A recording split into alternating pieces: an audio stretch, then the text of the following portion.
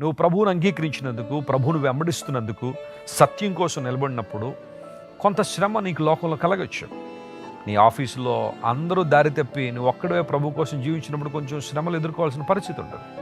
నీ స్కూల్లో కావచ్చు, నీ కాలేజీలో కావచ్చు, యూనివర్సిటీలో కావచ్చు, లేదా నువ్వు పనిచేసే ఏ స్థలంలోనైనా, అది ప్రైవేట్ సెక్టర్ కానివ్వండి, పబ్లిక్ సెక్టర్ కానివ్వండి, దేవుని కోసం నిలబడుతున్నప్పుడు నిందలు నువ్వు ఎదుర్కొంటున్నావేమో, మనుషులు నిన్ను అవమానిస్తున్నారేమో, లేదా నిన్ను చూసి అపహాస్యంగా మాట్లాడే వాళ్ళు కొంతమంది ఉన్నారేమో, ఇంకా కొంతమంది వదరబోతులు ఉంటారు, వాళ్ళకి అదే పని.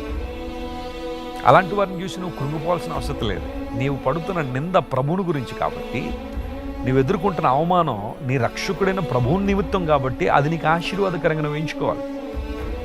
Count it as a blessing. దేవుని కొరకు నువ్వు నింద అనుభవించినప్పుడు, అపహసించబడినప్పుడు ఆనందించమని బైబిల్లో ఉంది.